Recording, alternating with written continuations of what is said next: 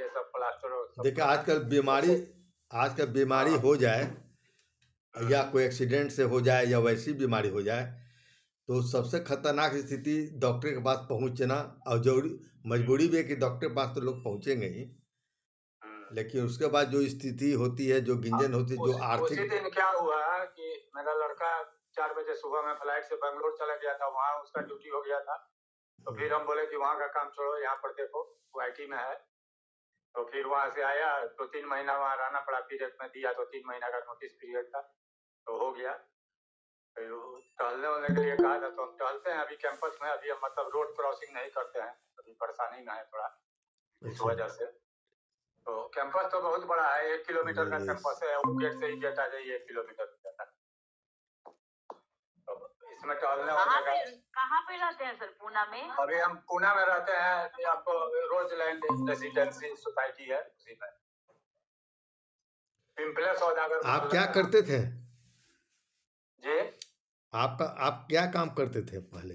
मैं BSNL में था, मुजफ्फरपुर से रिटायर किया, पटना, भागलपुर, मुंगेर, ये सब में रहा। फिर लास्ट में मुजफ्फरपुर से BSNL से रिटायर।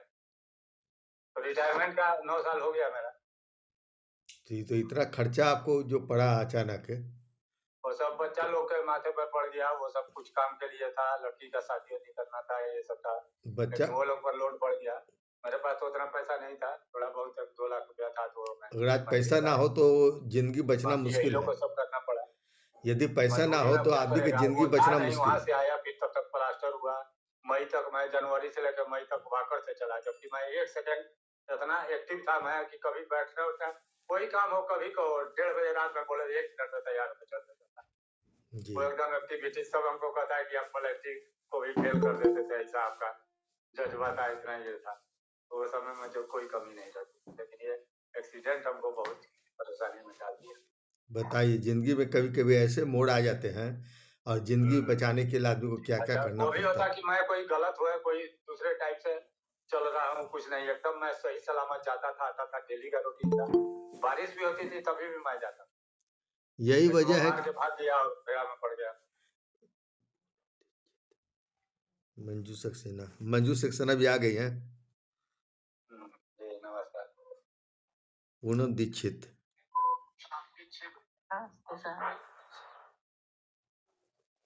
मंजू सक्सेना जी का हार्दिक अभिवादन है। मंजू सक्सेना उधर बिल्कुल गायब थी, और आई हैं तो बहुत ही स्नेह बरसा रही हैं।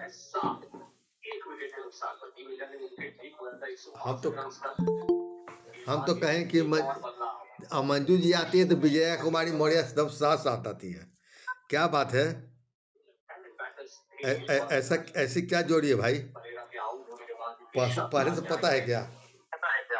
एकदम साथ साथ जोड़ती है दोनों। किसी का जुड़े हैं। ये किसका माइक खुला हुआ है जहाँ आवाज आ रही है अलग से? किनका माइक खुला हुआ है जरा देखे, और माइक धीरे धीरे बंद कर लीजिएगा। बीच में हम खोले तो सिद्धेश्वर जी, हम बोले थे हम लोग एक लिंक से 2 लोग जुड़े हैं। कौन कौन? पोता जुड़ा है। अच्छा, नीलेश जी जुड़े हैं। हेलो हेलो, नीलेश जी जुड़े हैं क्या? ना, वो उनका पोता है, बच्चा है। नीलेश जी का पूरा नाम क्या है? नीलेश हो सकता है जुड़े, लेकिन अभी दिख नहीं रहा है। नहीं, जुड़ गया है। नीलेश पूरा नाम क्या है? नीलेश अयाची। हाँ, नीलेश अयाची मेरा भतीजा है वो।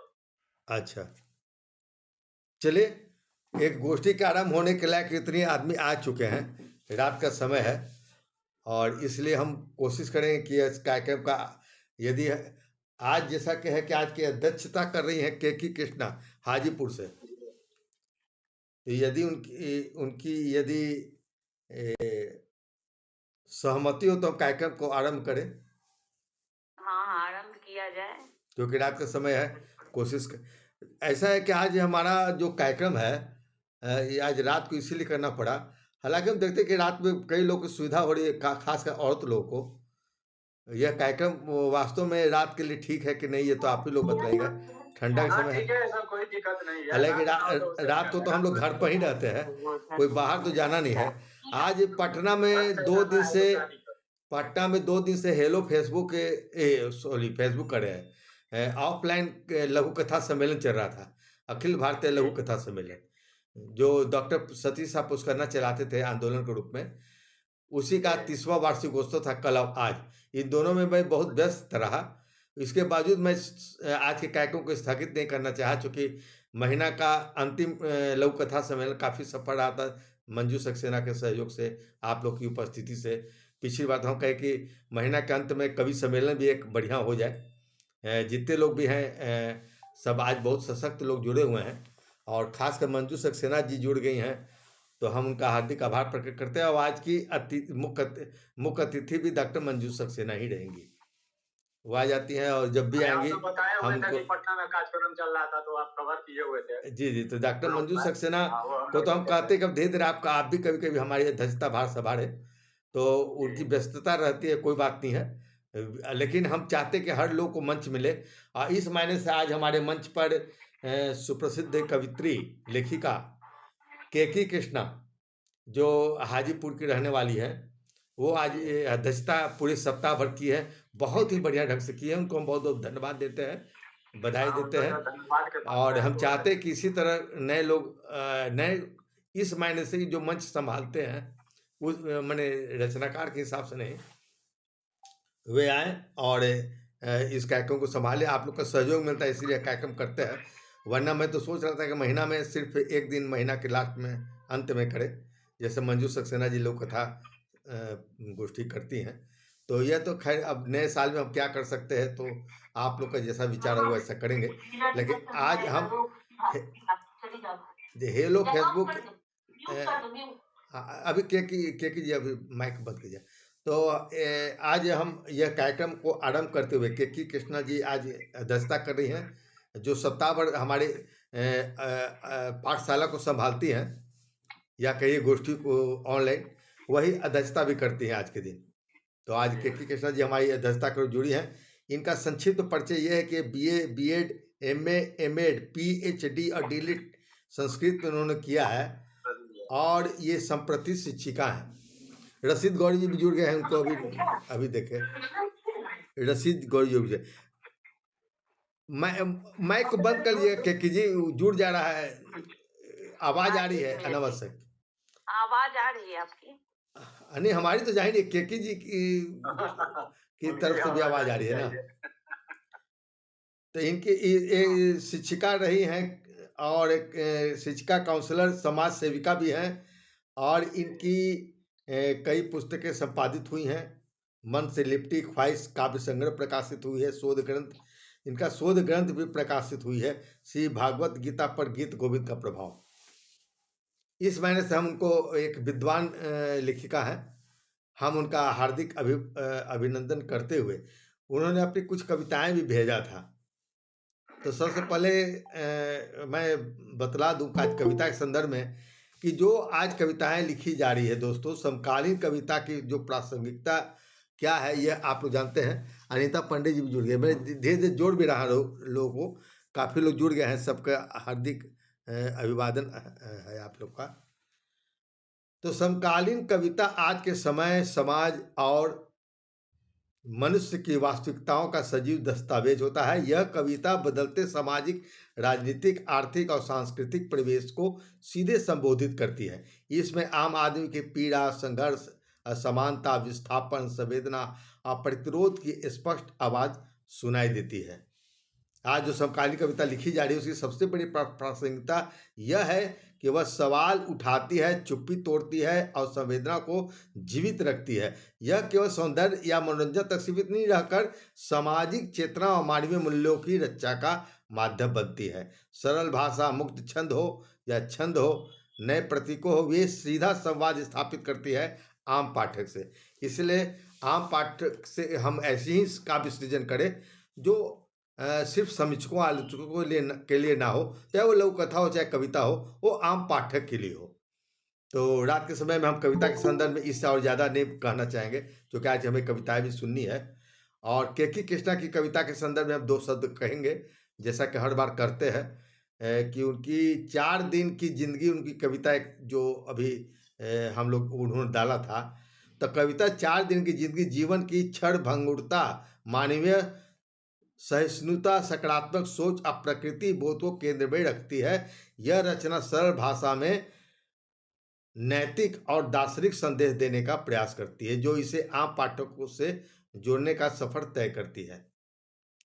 उसी प्रकार उनका कविता की जो भाव पक्ष है, वह कविता का भाव पक्ष सहज, उपदेशात्मक और सौम्य है। क्षमा का भाव विशेष रूप से उभरता है। उसे तो माफ कर देना, नफरत से परहेज और सहयोग की भावना को जीवनोपयोगी बताया गया है। जीवन के सुख दुख को स्वाभाविक मानते हुए उनसे लड़ने और सीखने की प्रेरणा देती है केकी कृष्णा की कविताएं। तो इस प्रकार हम देखते हैं कि केकी कृष्णा की कविताएं काफ़ी कई लोगों को जोड़ती बहुत है। अच्छी कविता थी, जी। गाली हुई थी तो देखा था। राजप्रिया रानी भी जुड़ गई हैं। उनका हार्दिक स्वागत है मंच पर, और हमें धीरे धीरे और लोगों को भी जोड़ते जाऊंगा। तो इस प्रकार हम देखते हैं उनकी कविताओं में दार्शनिक दृष्टि भी है। कविता मानव को उसके अहंकार से मुक्त होने की सीख देती है। हमारा तो क्या कुछ बात। भी नहीं, अपना जहां में क्यों नहीं हमें होता है, इसका आभास। यह पंक्ति कविता का दार्शनिक शिखर है, जहां कवि जीवन, स्वामित्व और अस्तित्व पर प्रश्न उठाते हैं। इस प्रकार हम देखते हैं कि केकी कृष्ण की कविताएं सारगर्भित और प्रासंगिक है। और इसके साथ हम इस अपने विचार को यहाँ पर थोड़े से कम करते हुए, हमारे हेलो फेसबुक के कवि सम्मेलन को देखने वाले हमारे फेसबुक के अवसर साहित्य धर्मी पत्रिका पेज पर भी काफ़ी लोग जुड़ गए हैं। हम उनका भी हार्दिक स्वागत करते हैं। प्रणय सिन्हा जी जुड़ गए हैं, इंदु उपाध्याय जी जुड़ गए हैं, पूनम आनंद जी जुड़ गई हैं, कई लोग हैं। वहाँ से भी लोग देख रहे हैं। गूगल मीट पर काव्य पाठ करने वाले उपस्थित भी हो चुके हैं। 1 दर्जन कवि हमारे मंच पर उपस्थित हो गए हैं। हम उन सबका हार्दिक अभिवादन करते हुए प्रथम सत्र में हम अध्यक्ष की कुछ कविताएं सुनते हैं। और हमारे आज की मुख्य अतिथि हैं डॉक्टर मंजू सक्सेना। उनकी भी हम 2 रचनाएं सुनेंगे आरंभ में, लेकिन सबसे पहले हम अध्यक्ष जी को आमंत्रित करते हैं कि आप अपनी 2-3 कविताएं यहाँ प्रस्तुत करें, जिस पर संक्षिप्त टिप्पणी देंगे हमारे मुख्य अतिथि मंजू सक्सेना जी। बाकी लोग अपना माइक को म्यूट कर लेंगे। बहुत बहुत आभार सिद्धेश्वर जी, आप बढ़िया संचालन तो करते ही हैं, और इतने अच्छे ढंग से, बेहतरीन ढंग से आपने मेरी कविता की समीक्षा किया, तब जाके मुझे महसूस हो रहा है कि अच्छा, मैंने कविता जो लिखी आप सभी को पसंद आई, आपको पसंद आई। चलिए, बहुत अच्छा। मतलब समय सीमा को देखते हुए, समय सीमा तो बहुत है, लेकिन रात को देखते हुए मैं सुनाती हूँ अपनी एक कविता, जिसका शीर्षक है प्यार की बरसात। वो लम्हा, वो लम्हा, वो भींगी शाम याद है मुझे। वो लम्हा, वो भींगी शाम याद है मुझे। तुम थे पास, तुम थे पास, खूबसूरत एहसास याद है मुझे। पूरी जिंदगी के लिए, पूरी जिंदगी के लिए एक शाम काफी थी। पूरी जिंदगी के लिए एक शाम काफी थी। मदहोश हम और तुम, सब बातें याद है मुझे। अपनी पूरी उम्र, अपनी पूरी उम्र तेरे ही नाम कर देंगे। पल पल तड़पना, पल पल तड़पना तेरे लिए याद है मुझे। पल पल तड़पना तेरे लिए याद है मुझे। अगली पंक्ति है मेरी। जब शबनम के रूप में, जब शबनम के रूप में चाहत ने कदम रखा, प्यार से भींगा, प्यार से भींगा वो सावन याद है मुझे। हर लम्हा, हर लम्हा तेरे नाम का संग, हर लम्हा तेरे नाम का तेरे संग ही जिए। लिखकर, लिखकर गजल को गाने का पल याद है मुझे। जब चांद ने, जब चांद ने जमी को चूमा, खुशबू बिखराई। जब चांद ने जमी को चूमा, खुशबू बिखराई। हवा में गेसुओं का लहराना याद है मुझे। कब वक्त बीत गया, कब वक्त बीत गया, पता ही नहीं चला। कब वक्त बीत गया, पता ही नहीं चला। जो खत्म न हो, जो खत्म न हो सिलसिला याद है मुझे। जो खत्म न हो सिलसिला याद है मुझे। चलिए, आप लोग सारे लोग जुड़े हैं, बहुत अच्छा लगा।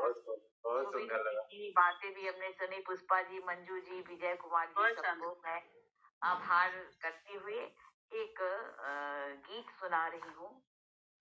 बहुत सुंदर, बहुत बढ़िया। सुनाइए, स्वागत है। हाँ हाँ हाँ।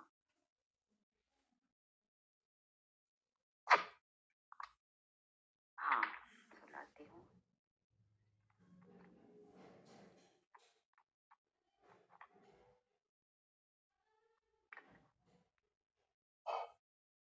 प्रस्तुत करती हूँ।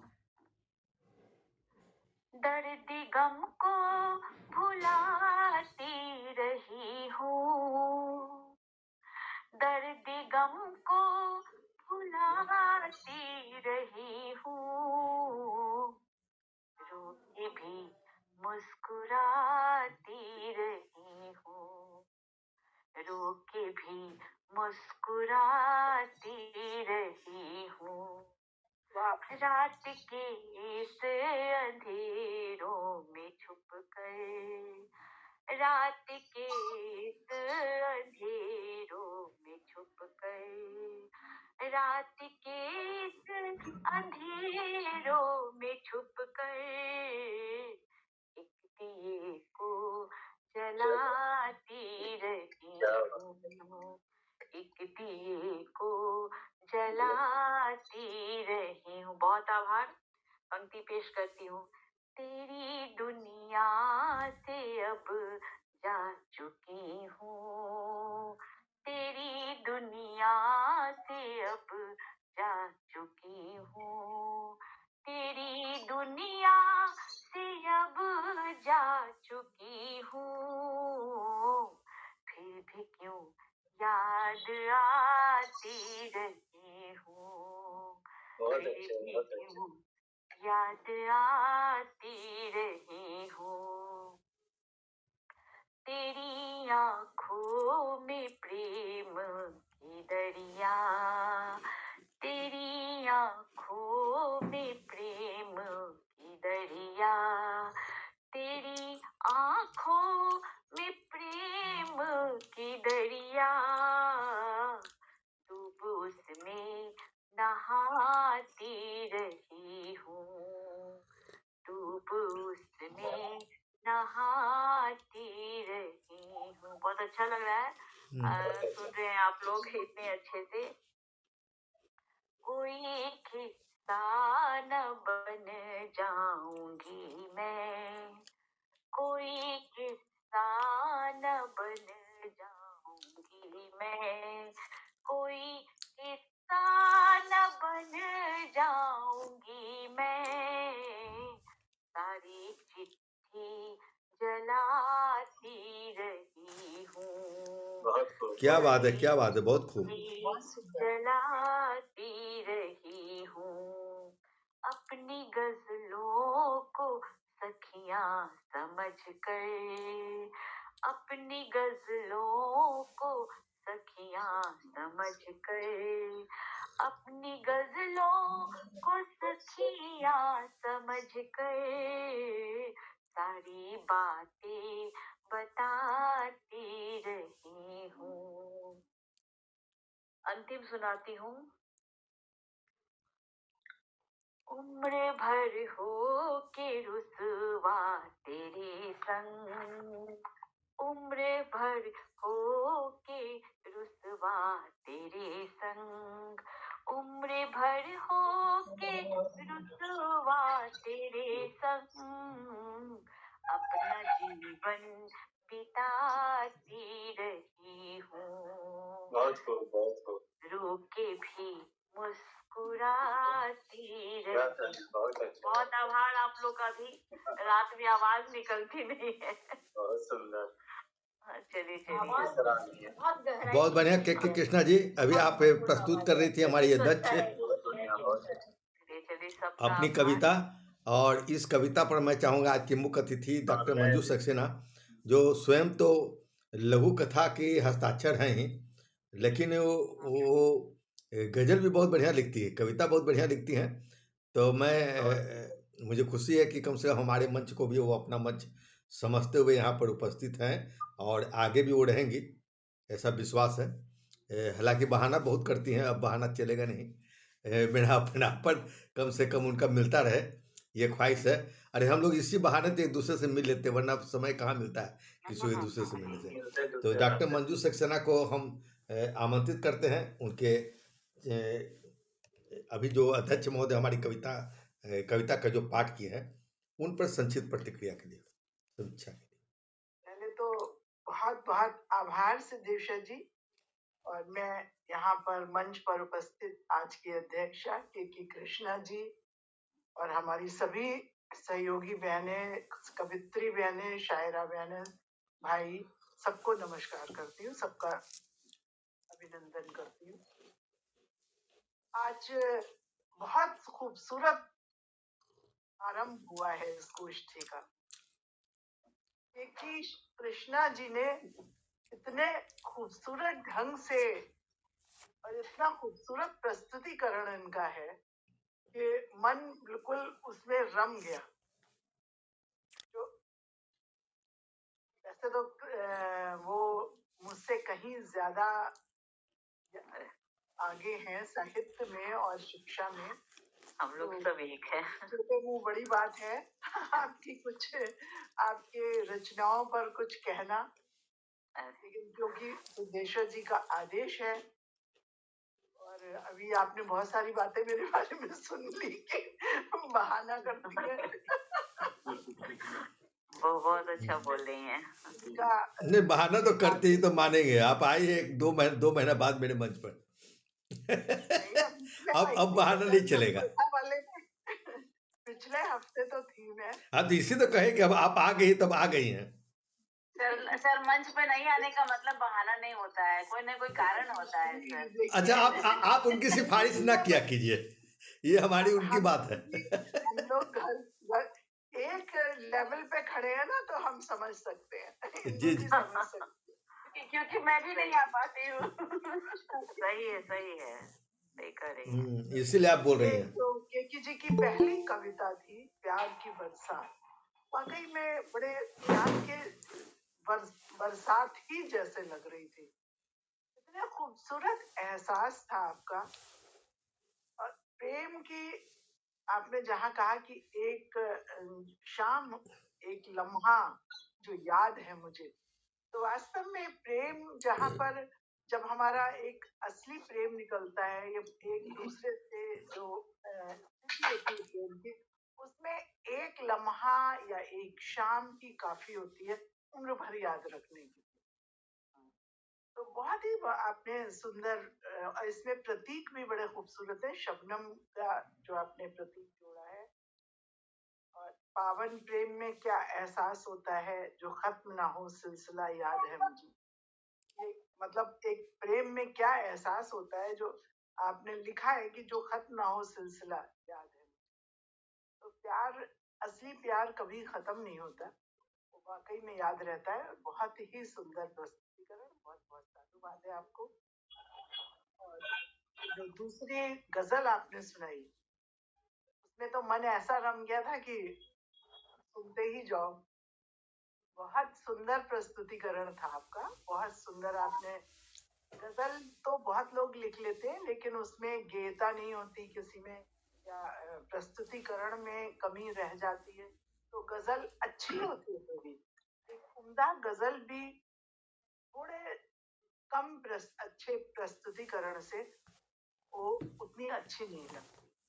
लेकिन आज आपने जो गजल सुनाई, उसके शब्द भी तेरी दुनिया से जा चुकी हूँ फिर भी क्यों याद आती रही, बहुत ही सुंदर।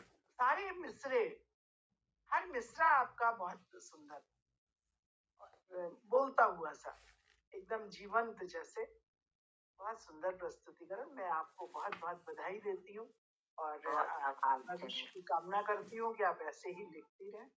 बहुत बहुत बधाई। धन्यवाद धन्यवाद। धन्यवाद सुदेश जी। बहुत बहुत धन्यवाद डॉक्टर मंजू सक्सेना जी।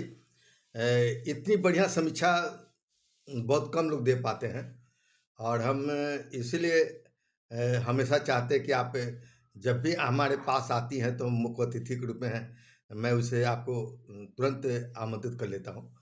और अब आगे तो समीक्षा का दौर जो दूसरा सत्र आरंभ हो रहा है, जब अध्यक्ष महोदय से मैं जानना चाहूँगा कि कहाँ केकी जी कहाँ चली गई, उनकी तस्वीर नहीं आ रही है।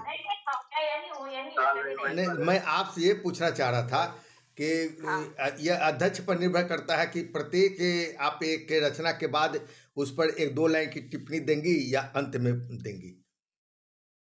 मैं ये सोच रही हूँ कि लोग बोलते जाएं और हाँ हाँ, वो ज़्यादा अच्छा होता है।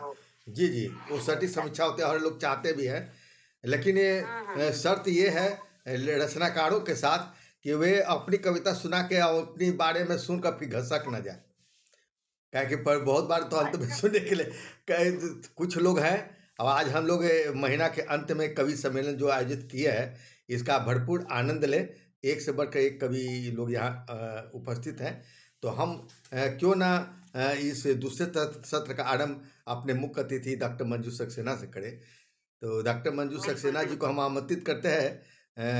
वे तो गज़ल लिखती है बहुत बढ़िया, वो तो हमारी ही गज़ल को सुधारती है। हम तो आज़ाद गज़ल लिखते हैं, वो मुकम्मल गज़ल लिखते हैं। देखिए ये जो गज़ल की किताब देख रही है ना, ये मंजू सक्सेना की ही देन है। मेरी पूरी गज़ल को उन्होंने संपादित करके इस पुस्तक को प्रकाशित किया है। तो ये यादगार चीज़ उनकी एक तोहफ़ा दी हुई जो तो कभी भुलाई नहीं जा सकती। तो हम उनके बहुत आभार है कि वो बीच-बीच में हमारी गज़लों को संशोधित करते रहते हैं। हर के लिए संभव नहीं है कि वह किसी मित्र के लिए इतना कर सके। फिर भी यह उपकार उनका तो मैं ज़िंदगी भर उनका ऋणी हूँ। तो मंजू सक्सेना से मैं आमंत्रित निवेदन करता हूँ कि वे हमें अपनी एक गज़ल प्रस्तुत करें और उनके द्वारा सुधारी हुई गज़ल से ही मैं उनको आवाज़ दे रहा हूँ। उन्होंने लिखा कि तुम्हारा प्यार मिले या ना मिले, ये मुश्तखार मिले या ना मिले, मैं याद करता हूँ शिद्दत से तुम्हें, दिलों का तार मिले या ना मिले। धन्यवाद। क्या बात है। बहुत बहुत धन्यवाद सुदेशा जी। ये तो मैं थोड़ा बहुत गजल में थोड़ा बहुत कुछ जानती हूँ, तो वो दूसरे की गजल में कहीं ये आपकी महानता है कि आप कहती थोड़ी आप बहुत जानती हैं। ऐसा वो मत मुझे शर्मिंदा मत सुनाइए। हाँ जी, मैं एक गजल प्रस्तुत कर रही हूँ। मेरी रुसवाई तो है, इसमें रुसवाई तो है, दिल को मगर ये भाएगा जब तेरी चर्चा चलेगी, जिक्र मेरा आएगा, इसमें रुसवाई तो है, दिल को मगर ये भाएगा जब तेरी चर्चा चलेगी, जिक्र मेरा आएगा। फिर देखिए, मुझे अपने हाल पर तू खुश बहुत है पर सनम, आज अपने हाल पर तू खुश बहुत है पर सनम, याद जब माजी की आए, याद जब माजी की आएगी, बहुत पछताएगा जब तेरी चर्चा चलेगी। केकी जी आप अपना माइक को बंद कीजिए ताकि आवाज इनका स्पष्ट आ सके। ये अगला शेर है कि जींस के सारे सवालों काज ने समझे थे हल। जींस के सारे सवालों काज ने समझे थे हल। क्या खबर थी इश्क उनमें, क्या खबर थी इश्क उनमें ही हमें उलझाएगा। जब तेरी चर्चा चलेगी, वक्त का किरदार भी आया समझ किसको यहाँ। वक्त का किरदार भी आया समझ किसको यहाँ। आज देगा जख्म खुद, आज देगा जख्म कल, खुद ही उन्हें सहलाएगा। आज देगा जख्म कल, खुद ही उन्हें सहलाएगा। जब तेरी चर्चा चलेगी, बेवफा को याद करने से नहीं हासिल है कुछ। बेवफा को याद करने से नहीं हासिल है कुछ। इस दिले नादां को एक दिन, इस दिले नादां को एक दिन वक्त ही समझाएगा। जब तेरी, और ये मत का पेश है कि आग में जल वक्त की वो खाक होगी एक दिन। आग में जल वक्त की वो खाक होगी एक दिन। बात अगर किसी का माइक ऑन है ऑफ कर दीजिए ना। बात मंजू की मगर इसका सुखन दोहराएगा। बात मंजू की मगर इसका सुखन दोहराएगा। जब तेरी चर्चा चलेगी, जिक्र मेरा आएगा, इसमें रुसवाई। धन्यवाद, बहुत बहुत धन्यवाद। कमाल, बहुत बढ़िया। गोविंद जी आप अपना माइक को तो बंद कीजिए। अच्छा की तरह बहुत शानदार। गोविंद जी आप अपना माइक को बंद कीजिए। हाँ अब बंद किए हैं, बीच में क्यों खोल देते हैं? इतनी बढ़िया गजल का आनंद हम लोग ले रहे थे, बीच में डिस्टर्ब नहीं कीजिए कोई। चलिए अब इसकी अध्यक्ष टिप्पणी हमारी देंगे के कृष्णा जी, आज जो आज की अध्यक्ष है। पहले तो मैं बहुत बहुत आपको आभार दूंगी, बधाई दूंगी गजल की उतनी अच्छी किताब लिखने के लिए। साथ ही आपने जो गजल को इस तरह से एक उम्दा तरह से गजल की गायकी का जो बेहतरीन अंदाज को आपने पेश किया, बहुत अच्छा लगा। साथ ही शब्द जब तेरी चर्चा चलेगी, जिक्र मेरा आएगा, तो आप अपने जिक्र को भी कितने अच्छे अंदाज में कहते हैं ना कि एक ये प्रोवर्ब्स कहावत है कि सांप भी मर जाए और लाठी भी न टूटे। मतलब हम अपनी चर्चा भी कर दे और चर्चा उनकी होगी लेकिन मेरी चर्चा भी होगी उनके साथ साथ। इतने अच्छे ढंग से आपने जो मनोवैज्ञानिक ढंग से प्रस्तुत किया है, ये मुझे बहुत ही बढ़िया लगा। साथ ही वक्त की बात, ये तो बहुत ही मतलब अच्छा लग रहा है कि वक्त तो सब कुछ इंसान को सच गलत, सही गलत सबका फैसला करा देता है। आपकी गजलों में कि वक्त ने किया वक्त ने किया ये नहीं, मुझे वो गाना याद आ गया कि वक्त ने किया क्या हंसी सितम, हम रहे ना हम, तुम रहे ना तुम। तो आपका ये सार निकलता है आपकी इस गजल से, जो आपने वक्त को पिरोया है अपनी गजलों में कि आज देगा जख्म कल खुद ही उन्हें सहलाएगा। तो वाकई में जख्म देने के समय पता नहीं चलता है, बाद में पता चलता है कि मैंने जो किया वो सही किया, मैंने गलत किया, मैंने क्या किया नहीं किया। इंसान को वक्त के अनुसार से किए हुए हर चीज को, अपने अच्छे बुरे कर्म को भी पता चलता है हमने किसके साथ कब कहाँ क्या किया, चाहे वो प्यार में हो या नफरत में हो। वक्त सबको हिसाब किताब चुकता कर देता है। आपकी गजल में ये सार और ये संक्षेप मुझे पता लगा। बहुत बढ़िया ढंग से आपने प्रस्तुत भी किया। बहुत बहुत आभार मंजू जी आपका। बहुत बहुत धन्यवाद। बहुत सुंदर तरह से आपने समीक्षा की। बहुत हमारे मंच पर आते हैं लोग बहुत कुछ सीख जाते हैं, और के कृष्णा तो इससे पहले भी आई हैं और अच्छी समीक्षा कर लेती है। वो समीक्षा संक्षिप्त में बोलते ही जाएंगे।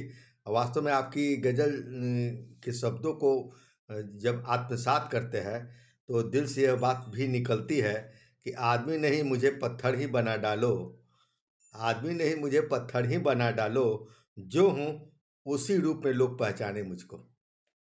इन शब्दों के साथ मैं आमंत्रित करना चाहूँगा, आज सबसे पहले जुड़ी थी पुष्पा पांडे जी, जो अभी विदेश में है, वहाँ से यहाँ से जुड़ी है। मैं उन्हें आमंत्रित करता हूँ, पुष्पा पांडे जी को, कि अपनी एक कविता के साथ उपस्थित हों।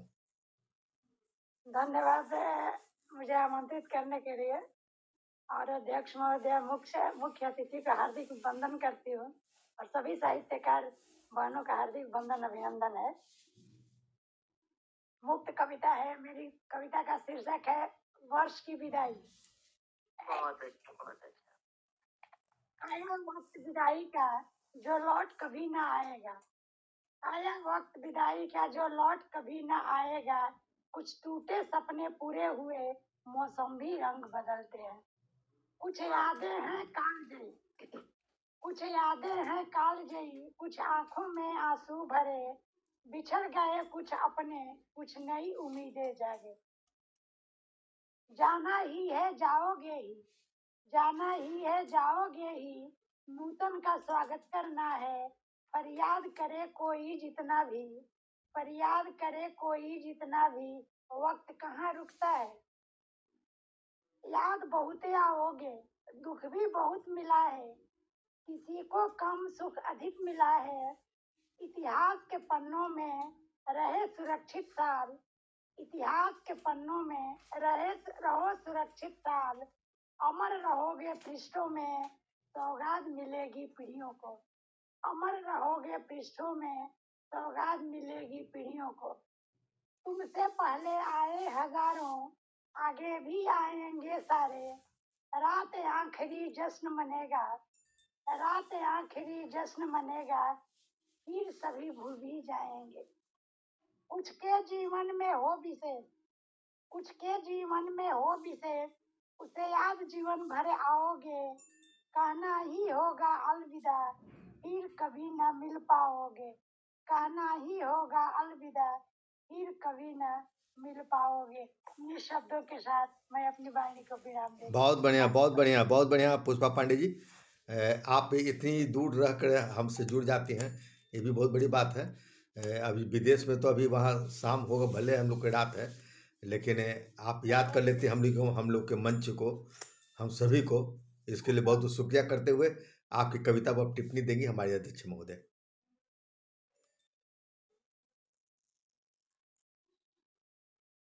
आपका माइक म्यूट है, आपका माइक म्यूट है आदरणीय। हाँ हाँ, पुष्पा जी को बहुत बहुत धन्यवाद कि विदेश में हैं, वहां से कुछ गर्मियां, वहां की सौगातें भेजिए।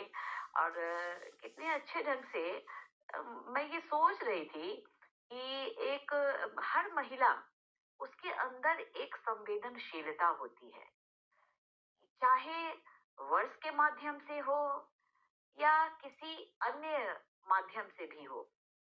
वो दूसरों के लिए दोनों हाथ से आशीष देने के लिए खड़ी रहती हैं। जाते हुए वर्ष को आपने कितना अच्छा से स्वागत भी कर रही हैं और लोगों को उसमें आशीष भी दे रही है कि इतिहास के पन्नों पे अपना नाम अंकित करवाएं, कुछ अच्छा करो।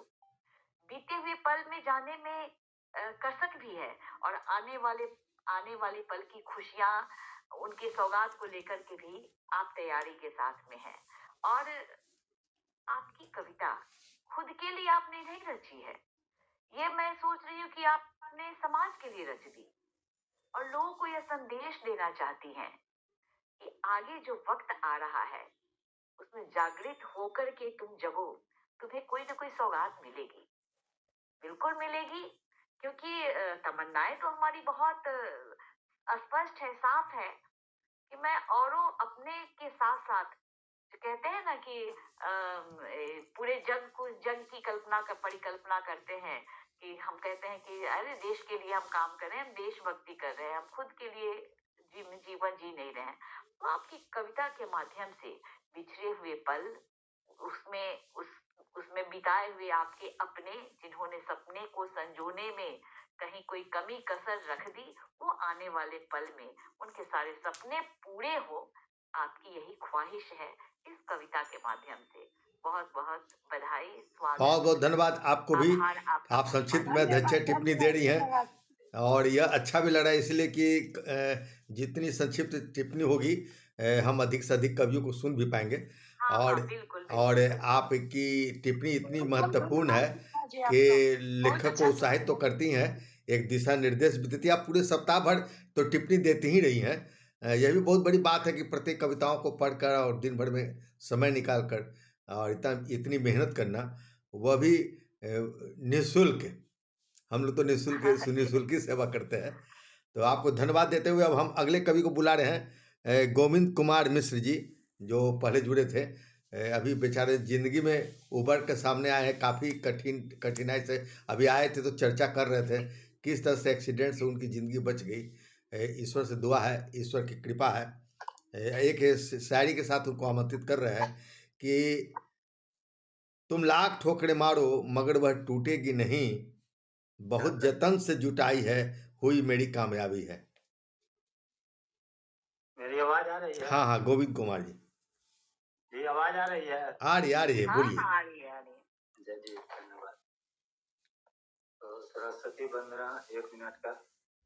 सरस्वती गणपति वंदन, सरस्वती गणपति वंदन, सहित मंच अध्यक्ष नमन। सरस्वती गणपति वंदन, सहित मंच अध्यक्ष नमन। ओ समस्त प्रतिभागी गण, ओ समस्त प्रतिभागी गण। जी, जय हिंद, जय भारत। तो कविता सुना रहा हूँ। राजेंद्र जी की जयंती अभी हाल ही में बीती है, तो उन्हीं पर एक लिखा है, छोटा सा ही है। हीरा देई के सपूत भारत माता के ललित लाल, जीरा देई के सपूत भारत माता के ललित लाल। हे देश रत्न प्रिय तुम्हें सदा, भारत अखंड भारत विशाल। हे देश रत्न प्रिय तुम्हें सदा, भारत अखंड भारत विशाल। तालीब इल्म मुझसे बेहतर, यह रहा परीक्षक का विचार। तालीब इल्म मुझसे बेहतर, यह रहा परीक्षक का विचार। ऐसी अद्भुत टिप्पणी मिले था और कोई माई का लाल। ऐसी अद्भुत टिप्पणी मिले था और कोई माई का लाल। ये संविधान के प्राणधार, ये संविधान के प्राणधार, तुम राष्ट्र प्रेम से ओत प्रोत। संविधान के प्राणधार, तुम राष्ट्र प्रेम से ओत प्रोत। खादी बुनियादी आजादी के रहे सदा प्रेरणा स्रोत। खादी बुनियादी आजादी के रहे सदा प्रेरणा स्रोत। संस्थापक अध्यक्ष न केवल बने, आप भी साहस के संस्थापक अध्यक्ष न बने केवल, आप भी साहस के। अतुलित मेधा से गर्वित जिनकी हिंदी का दिव्य बाल अतुलित मेधा से गर्वित जिनकी हिंदी का दिव्य बाल। भारत की बुनियादी शिक्षा अपनी वर्धा का कन्वेंशन से, भारत की बुनियादी शिक्षा उपजी वर्धा कन्वेंशन से। बापू जाकिर राजेंद्र त्रयी की बनी समिति अद्भुत कमाल, बापू जाकिर राजेंद्र त्रयी की बनी समिति अद्भुत कमाल। सन 39 में बापू आए थे हमारे गांव, रानीपुर रामपुरवा का वृंदावन जिनका ठाव। वृंदावन में सानिध्य जहाँ चंपारण के गांधी का, वृंदावन में सानिध्य जहाँ चंपारण के गांधी का। राजेंद्र प्रताप प्रजापति ने कर दी कायम एक बुनियादी मिसाल, राजेंद्र प्रजापति ने कर दी कायम एक बुनियादी मिसाल। हरिहर क्षेत्र में स्वर्ण पदक कंदुक क्रीड़ा में नेपाली, हरिहर क्षेत्र में स्वर्ण पदक कंदुक क्रीड़ा में नेपाली। पाकर तुमसे अपने पन पर थे मंत्र मुग्ध होकर निहाल, पाकर तुमसे अपने पन पर थे मंत्र मुग्ध होकर निहाल। जुग जुग से इस विश्व मंच पर नाच रहा डमरू वाला, जुग जुग से इस विश्व मंच पर नाच रहा डमरू वाला। कविवर का भजन रखा तुमने यादों में आजीवन संभाला, कविवर का भजन रखा तुमने यादों में आजीवन संभाला। जय हिंद जय भारत। संक्षिप्त टिप्पणी देंगी इस पर अध्यक्ष महोदय? बहुत बढ़िया मैं संक्षिप्त ही देना चाह रही हूँ। देशभक्ति से ओतप्रोत आज हमारे देश में सभी बच्चों के लिए, युवाओं के लिए जो आज कहीं ना कहीं से अनभिज्ञ हो गए हैं, वो नहीं जानते हैं जाकिर नेपाली जी के बारे में, डॉक्टर। हाँ, और बड़ा अच्छा लगा कि अभी राजेंद्र प्रसाद का जन्म दिवस भी था 3 दिसंबर को, और आपने खादी की भी चर्चा करी। तो कल या परसों, मुझे याद नहीं है ठीक से, मैं देख रही हूँ फेसबुक पर खादी दिवस। तो बहुत अच्छा लग रहा है, गांधी जी की चर्चा आपने की, खादी की चर्चा करी। तो ये सब सारी चीजों से एक देशभक्ति की भावना हमारे अंदर भी जागृत हुई है, और शायद हम अपने बच्चों को भी बतला सके सबके नाम के बारे में। हम खुद सबके नाम से नाम को फिर से पुनः बार बार सीख कर, समझ करके, सुन करके अपने अंदर भी एक बढ़िया भाव जगाने में सफल आप हो रहे हैं, और आज के समय में इसकी जरूरत है ऐसी कविताओं की। बहुत बहुत आभार आपको। बहुत बहुत धन्यवाद आपको अध्यक्ष महोदया। और हम अब आमंत्रित करते हैं एक नए युवा हस्ताक्षर को, नीलेश जी अपना पूरा नाम बतलाकर आप अपनी एक कविता प्रस्तुत कीजिए। नीलेश जी शायद पिछली बार भी आए थे, सादर आमंत्रित हैं। जी, सबको नमस्कार। नीलेश अयाची नाम है ना? नीलेश अयाची जी, नीलेश अयाची। जी जी। आप कहाँ से हैं?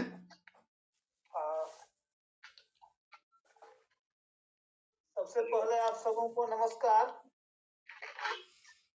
और मेरे अभिभावक स्वरूप मेरे चाचा जी पहले से ही उपस्थित हैं, उनको भी मेरा प्रणाम। गोविंद जी अपना माइक को म्यूट कर लीजिए। गोविंद जी अपना माइक, हाँ म्यूट कर लीजिए अपना माइक को। आप सब वरिष्ठ जनों ने अपनी अपनी रचना सुनाई और मुझे सुनने का सौभाग्य प्राप्त हुआ है। ये मेरा भाग्य है और आप लोगों की कृपा मेरे ऊपर बनी है।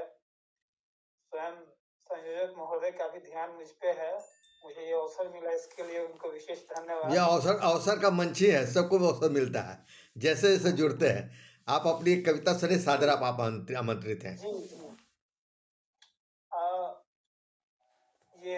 मेरी कविता ऑपरेशन सिंदूर पे लिखी गई है और उस समय हमारे देश के बेटियों ने ऑपरेशन सिंदूर में महत्वपूर्ण भूमिका उन्होंने निभाया था और सामने आके उन्होंने पाकिस्तान के खिलाफ कहें या पाकिस्तान के सामने कहें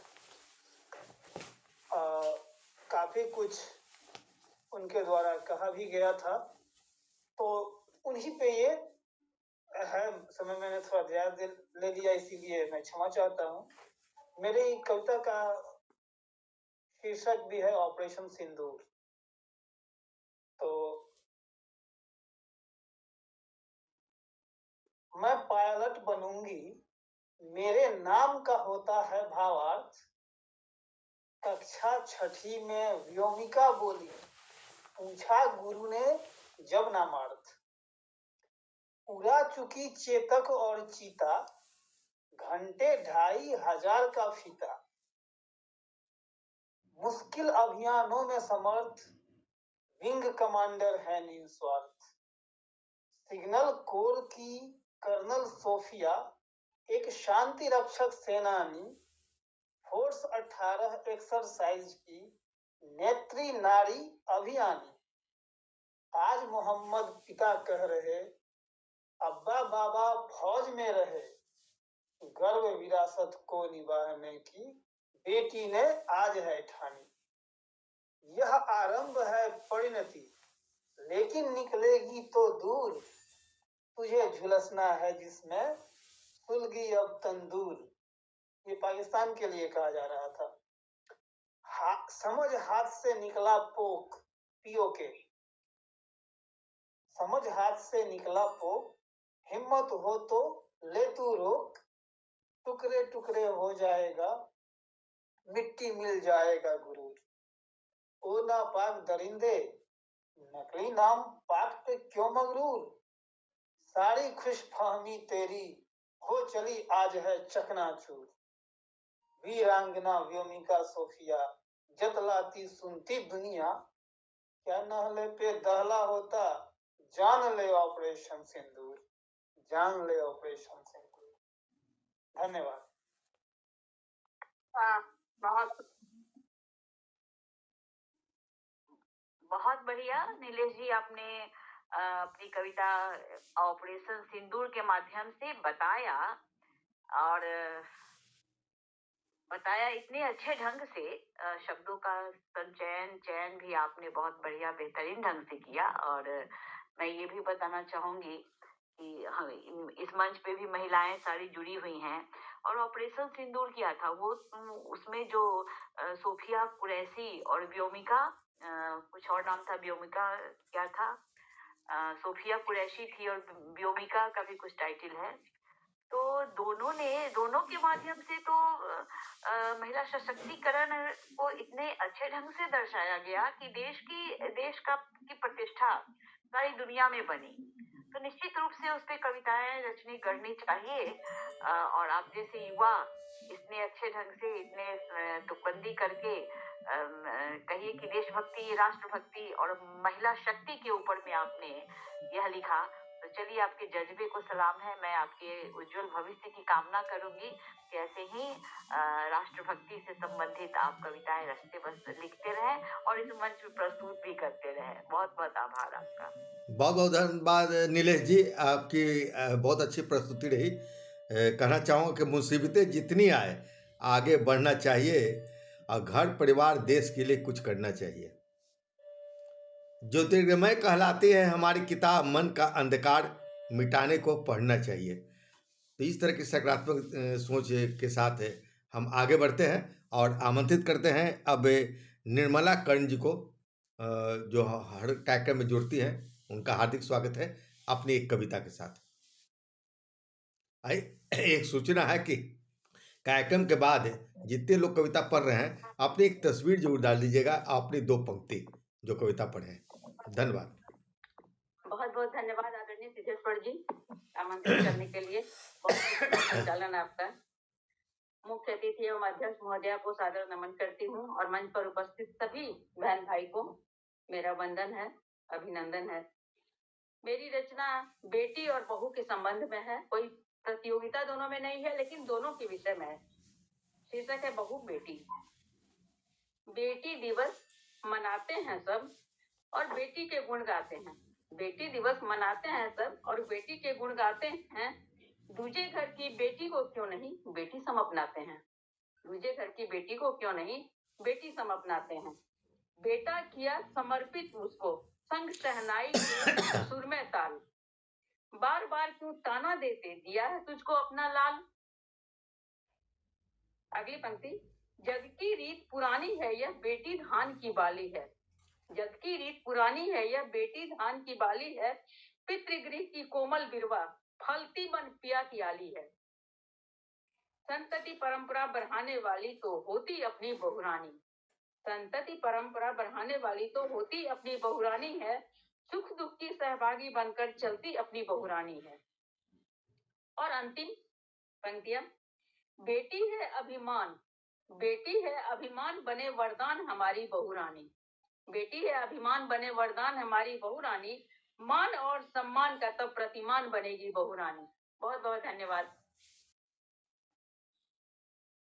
बहुत बढ़िया छोटी और गंभीर कविता निर्मला कर्ण जी। अध्यक्ष टिप्पणी के लिए के कृष्ण जी। कविता तो छोटी ही अच्छी लगती है। कविता जी। छोटी होनी चाहिए, सार गर्भित होनी चाहिए। और ये आपने जो अभी सुनाया निर्मला जी, ये तो कहिए कि घर घर की कहानी होती है। हर घर में बेटी होती है, हर घर में बहू होती है। और आज के समय में बदलते वक्त में मैं ये सोचती हूँ कि समय तो बदला, लेकिन जो कहते हैं कि सभ्यता और परंपराएं वही की वही रह गई, तो उसे भी बदलना जरूरी है। और आपके माध्यम से मैं जरूर समझाने की कोशिश करूंगी। मेरा भी संगठन चलता है महिलाओं का, सबके पास में जरूर आपकी बात को पहुंचाऊंगी कि नहीं भाई, अपनी अपनी बहुओं को भी बेटी मानो और उसे भी वरदान मानो, तभी जाकर के घर और समाज बदल सकता है और पूरा देश बदल सकता है। तो आपकी कविता का मैं बहुत बहुत सम्मान आदर करती हूँ। धन्यवाद आपका। धन्यवाद निर्मला कर्ण जी। आपकी कविता सुनकर मुझे भी अपनी एक पंक्ति याद आ रही है कि मंजिल तो थी मगर रास्ता न था, जिंदगी को मुझसे कोई वास्ता न था। जीने की दुआएं किनसे मांगती मैं, मेरे लिए तो कोई भी खुदा न था। इन पंक्तियों के साथ अब मैं आमंत्रित करता हूँ हमारे मंच पर है पूनम दीक्षित जी, जो लोककथा भी अच्छी लिखती रही हैं। आज एक कविता लेकर आपके सामने प्रस्तुत हो रही हैं पूनम दीक्षित जी।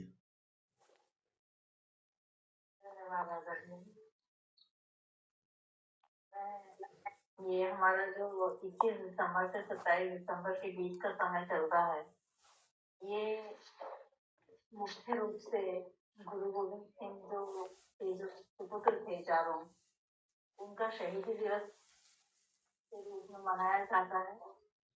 इस पर मैंने अपनी एक कविता लिखी है, उसका मैं वाचन आप लोगों के सामने करूंगी। वीर शहीद मेरे देश के नौनिहालों सुनो, सुनकर अपने हृदय में बोलो। ये बात है दो बाल वीरों की, शेर दिल थे जो ऐसे वीरों की, शेर दिल थे जो ऐसे वीरों की। गुरु गोविंद सिंह के लाल थे वो, भारत के मस्तक पे भाल थे जब। चार भाई थे, चारों ही हो गए शहीद, धर्म ना उनका सका कोई खरीद। धर्म संस्कृति के वो थे रक्षक, यही मुगल थे उनके भक्षक। औरंगजेब का एक फौजदार था, वजीर खान उसका नाम था। वजीर खान उसका ही नाम था। इन वीरों को मां सहित बंदी बनाया, ठंडे बुर्ज में फिर कैद करके सताया। ठंडे बुर्ज में फिर कैद करके सताया। इस्लाम कबूलने का था दबाव बनाया, इन वीरों का मनोबल लेकिन तोड़ न पाए। अच्छा जोरावर ने मुझे ये बतलाओ, जो कबूलेंगे इस्लाम तो क्या ना मरेंगे? उनका प्रश्न को वजीर हैरान था। इस बात से वह थोड़ा परेशान था। बोला जोरावर, जब इस्लाम कबूल कर भी है मरना, तो अपने ही धर्म रक्षा हेतु अच्छा है लड़ना। हम अपना धर्म कभी नहीं छोड़ेंगे, भूल जाओ कि हम इस्लाम कबूल। सुनकर वो आतताई बेकाबू हो गया। उन पर जुल्म की इंतहा कर उन पर जुल्म की इंतहा कर बोला, सैनिकों से दीवार में तो चिनवा। बोला, सैनिकों से दीवार में तो चिनवा, और जालिम ने उनको जिंदा ही चिनवा दी। और जालिम ने उनको जिंदा ही दिया चिनवा। 9 वर्ष का था जोरावर सिंह और 7 वर्ष का फतेह सिंह। लेकिन भय का उनके मुख पर लेश मात्र भी नहीं कोई चिन्ह। दीवार में चिन गए करके जयकार, जाते जाते भी बोले, सत श्री अकाल, सत श्री अकाल। हो गए शहीद वो भारत के लाल थे, हो गए शहीद वो भारत के लाल थे, धर्म और संस्कृति वो ढाले थे। जब तक संसार में रहेगा सूरज चांद, इन वीर बाल शहीदों का गूंजता रहेगा। देश को मिलती रहेगी हमेशा प्रेरणा, मिट जाना मगर अपना धर्म मत छोड़ो, अपना धर्म मत। धन्यवाद आपकी कविता पर संक्षिप्त टिप्पणी बहुत अध्यक्ष जी अच्छा। का। देखिए, कहते हैं ना कि कविता हो या कथा हो, साहित्य साहित्य के माध्यम से हितकारी बातें आती है। साहित्य का मतलब है सहित, हित के साथ।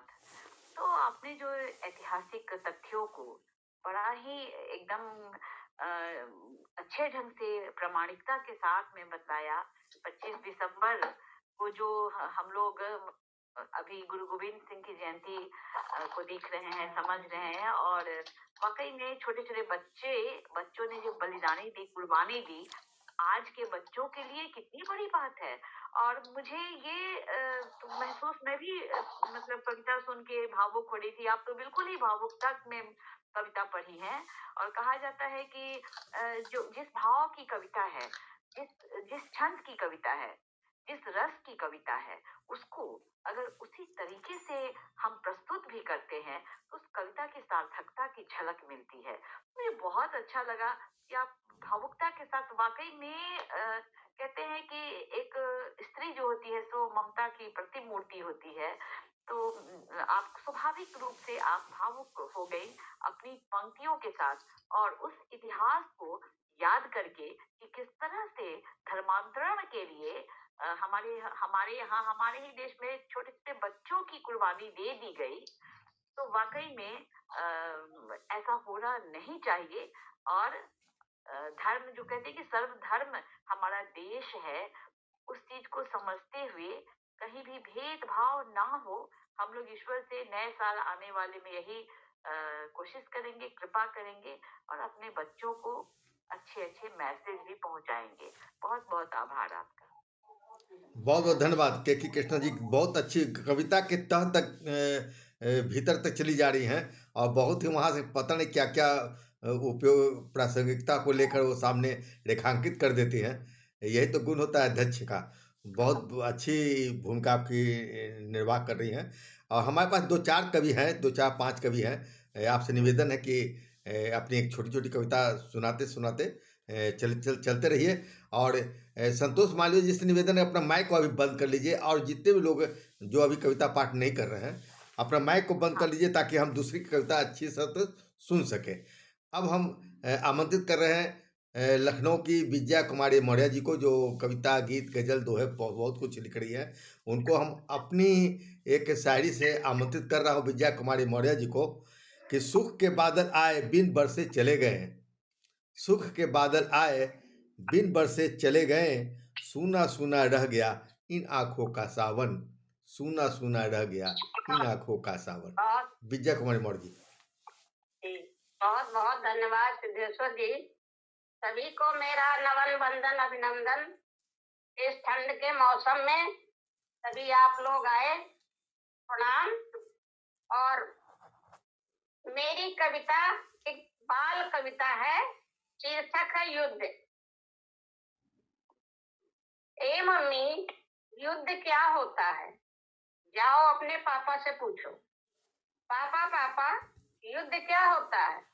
जाओ मम्मी से पूछो। बच्चा भुनभुनाते हुए, कोई कुछ बताने को तैयार ही नहीं। आओ यहाँ बैठो, मैं बताती हूँ युद्ध क्या होता है। जब एक दूसरे के विचार न मिले, चेहरे के भाव फूल जैसे न खिले, एक दूसरे से अपेक्षाएं रखे, उसे अपने तरीके से परखे, मालिक अपने स्तर पर समस्याएं हल न कर पाए, आदान प्रदान बंद हो जाए, यानी सब चीजें लेना देना, अपने अस्त्र शस्त्र का दमखम दिखाए, उस पर प्रतिबंध लगाए, उसे धमकाए, अपने को सबल दूसरे को निर्बल बताए, तब युद्ध की संभावना बढ़ जाती है, स्वाभिमान की लकीर खिंच जाती है। इधर आओ, मैं बताता हूँ युद्ध क्या होता है। जब दूसरा झूठ पर झूठ बोले, दूसरों के आगे अपनी पोल खोले, बात बात पर धमकाए, सही से घर न चलाए, अपने ही